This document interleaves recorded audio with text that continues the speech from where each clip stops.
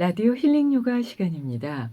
오늘은 이제 요즘 상황이 그렇다 보니까 어떤 말씀을 드릴까 고민하다가요.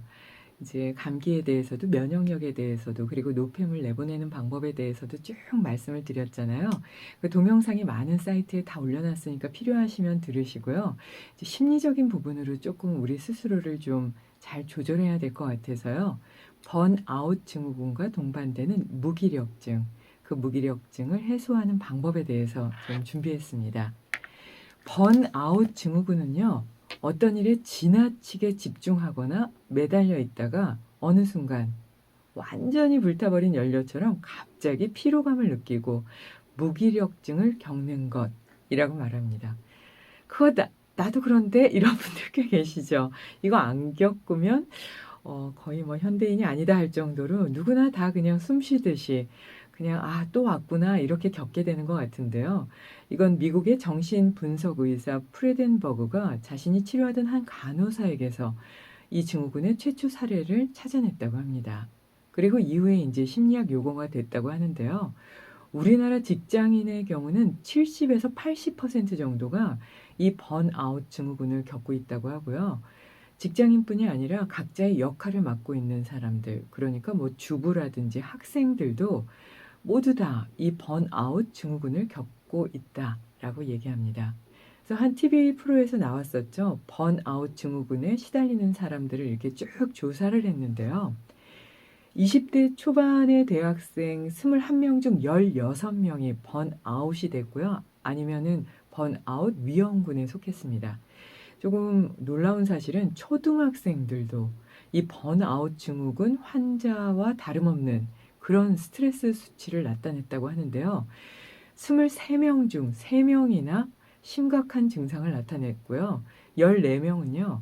16년 정도의 직장 생활을 한 사람이 겪었던 그런 스트레스 정도와 똑같은 정도의 스트레스를 겪고 있다고 해요.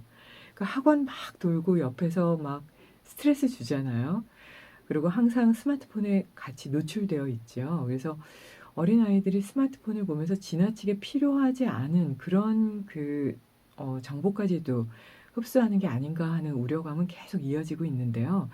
모두 다 함께 인제 좀 좋은 방안을 생각해 내야 되지 않을까 싶기도 해요. 그래서 나이나 직업에 상관없이요. 업무나 공부의 양이 과도하거나 집중도가 아주 상당히 높은 상태인데 계속 해야 되는 경우 이 번아웃 증후군에서 벗어나기 어렵다고 하는데요. 지금 인제 5가지를 좀 말씀드릴게요. 여기서 2개 이상이면 번아웃 증후군을 의심해 봐야 된다고 합니다. 첫 번째는 아침에 눈 뜰 때 내 자신이 근사한 마음이 드는가? 두 번째는 기억이 옛날 같지 않아서 깜빡깜빡하는가? 이걸 점검하라고 하고요. 세 번째는 예전에는 그냥 넘길 수 있었던 일들이 요즘에는 인상 쓰게 되고 짜증내고 화를 내게 되나 보라고 합니다. 네 번째는 어디론가 훌쩍 떠나고 싶은 생각이 문득 드는 때가 많은가? 전데요.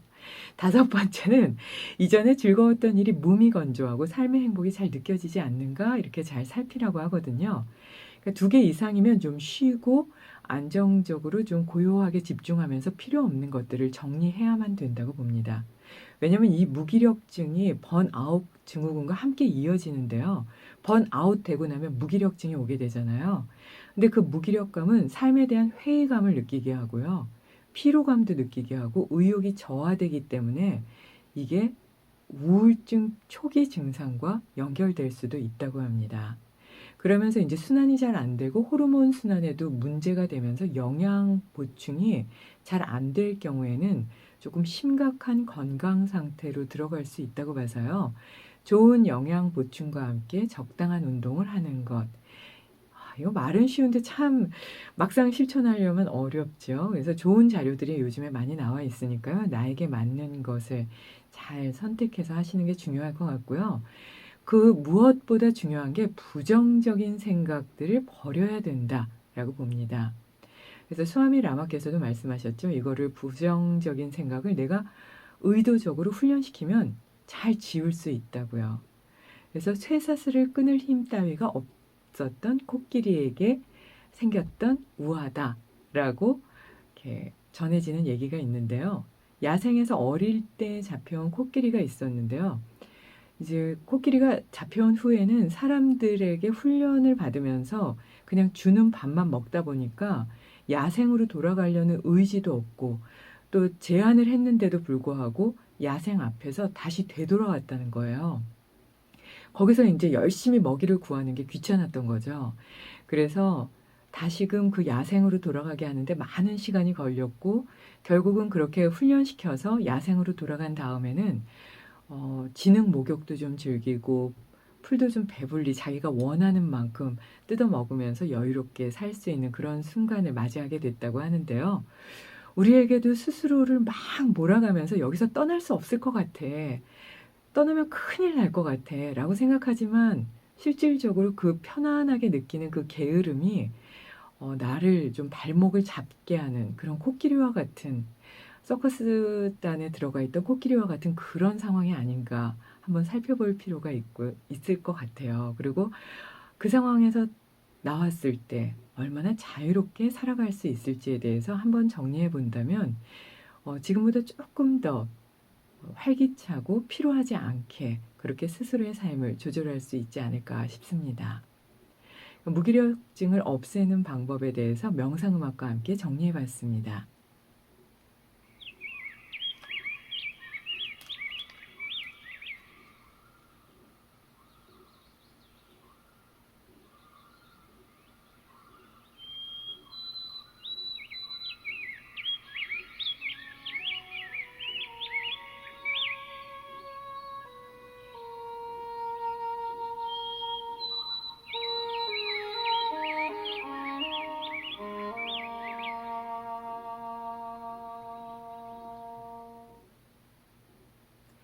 무기력증을 해소하기 위해서는 우선 아침에 일어나서 눈을 뜨는 습관을 한번 점검해 보세요.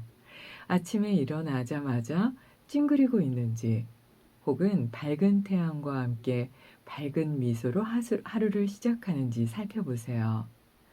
그리고 몸을 오른쪽으로 기울여서 들어가고 나가는 숨을 바라보면서 10번 정도 깊은 호흡을 합니다.